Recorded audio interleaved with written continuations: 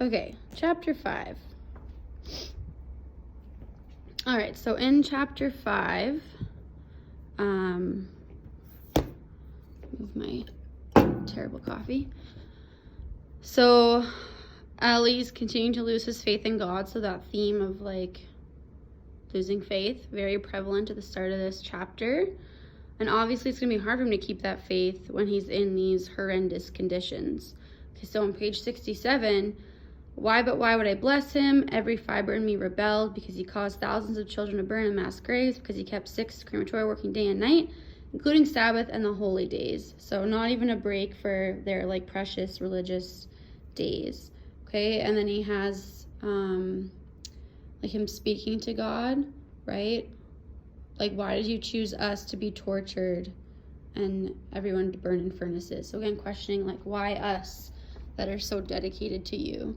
Okay, so just some images from things that you read in chapter 5.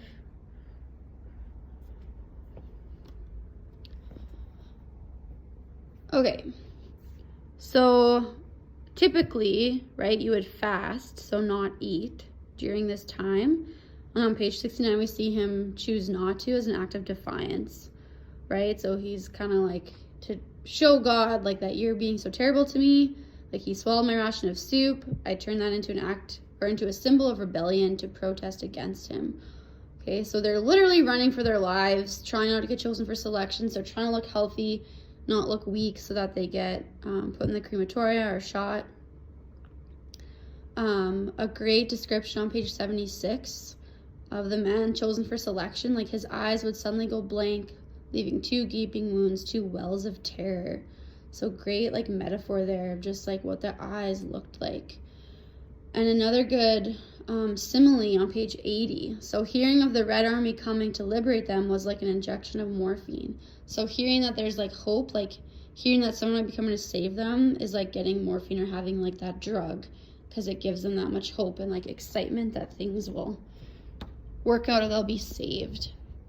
Okay, this is one of my favorite quotes in the book, or it's just really interesting to me. On page 81, it says, I have more faith in Hitler than anyone else. He alone has kept his promises, all his promises to the Jewish people. So just showing like he doesn't even have faith in God anymore. So you can put this one for your like faith one. But he has faith in Hitler because he has proven all his promises. Like, he's never let them down, I mean, in a twisted way, but he's always followed through. So he has more faith in him than his own God, because he feels abandoned by his God. Page 82, right? Just the amount of like turmoil they had to go through, right? The snow was piled high, the blocks, windows veiled with frost. Like, we all know what winter is like and what it feels like. So just imagine not having the proper clothing, having to run long distances, having to wait in the snow. It would be unbearable. And so on page 82, again, it says, after the war, I learned of the fate of those who had remained at the infirmary. They were quite simply liberated 2 days after the evacuation. So we see this kind of recurring in the book, that kind of like looking back, like even at the start of the book, they could have ran away to someone else's house, right? They could have avoided, they could have moved to a different country and avoided this whole thing. But the dad was like, no, I'm too old to move. And now again, if they would have stayed, they would have been liberated. But again, you can't, it's that what if, right? Hindsight 2020, like they didn't really have a choice. They weren't sure what would happen. And then on page 82, my wound had reopened. It was bleeding. The snow under my feet turned red. So just like how much they had to go through and how determined he was to like be successful and like survive. Okay, Ellie's describing themselves as clowns, like poor clowns, wider than tall, more dead than alive, poor creatures with these ghostly faces peeked out from layers of prisoners' clothes, poor clowns.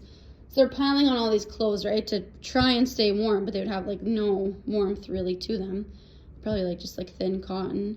And then page 84, they made them mop their bunks before they left for the liberating army to show them that here lived men and not pigs. So super ironic, right? Like they're trying to have it all cleaned out so that when they get liberated, the army's like, oh, it's not so bad, but we know it was absolutely terrible and disgusting. Mopping it out isn't going to make it any better. but in their minds, they're like, oh, that'll definitely help. Okay, and this is just a picture of like a bunk that like someone had taken, and Ellie himself later like realized that he's in the one picture, right? So that's him. Okay, and just some more pictures of like winter, right? So you can see this would be like a children's camp, and all these kids have like clothes just like piled on. Just looking at what like the snow looks like. Okay, so it's kind of like a brief summary. So you're gonna have an assignment, so make sure that you do it and make sure you're reading. And remember, I did post the audiobook and the PDF. So if you don't actually have the book, you should still be reading. You have to be reading. You have to continue this course if you want to get credits for it. So if you choose to do nothing here on out, you will be repeating the course.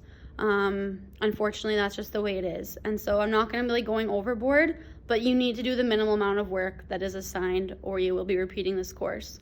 Okay, and I can't stress that enough. So just like do the best you can.